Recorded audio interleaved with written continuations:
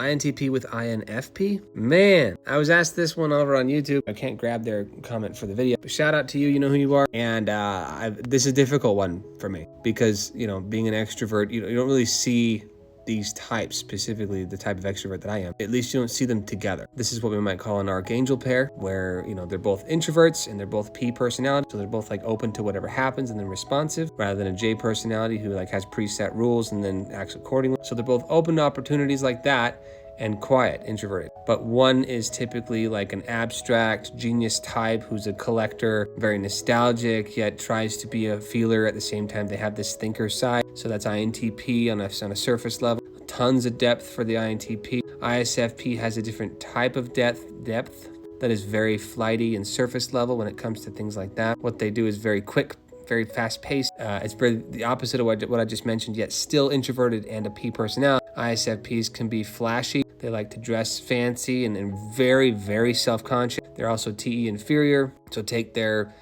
low self-esteem, very self-conscious, very aware who's around them, and their quiet, reserved nature mixed with the quiet, reserved nature that is the very contemplative and very intelligent INTP. They have the dominant TI, INTP, and the TI is the demon mode for the ISFP. So you can see how everything in their cognitive stacks are also mirrored and completely flipped. So this, again, their archangel pairs, typically from what I've been, taught, is that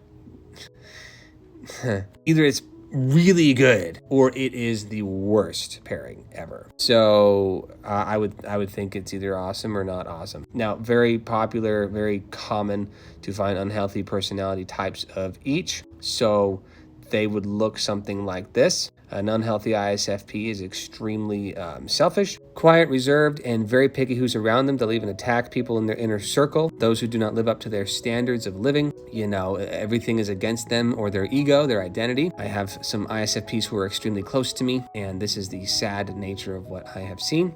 INTPs, now, I don't have many of them in my life, but we just did one with my buddy Alfred, who's an author, INTP. As you can see, he cares, he has that feeling, which is interesting because they're a thinker type, personality type, but they have it like a secondary nature to what the thought processes are toward their seeking for truth. That's where the TI usage comes in.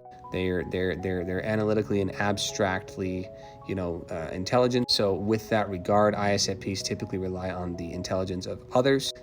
Being a TI demon, when stress and crap hits the fan, they get really responsive with why they're doing things. But otherwise, they typically just act in the moment because they're SE users. ISFPs are very granola. They like to be flashy to a point, then get out of there. So you'll naturally just see them outside or with pets. ISFPs like animals. INTPs are more on the collector side. They like objects. They like concepts and abstract. So they both like to be alone. So having them both together, I think I've covered their general stereotypes enough. But having them alone, I wonder what that is like.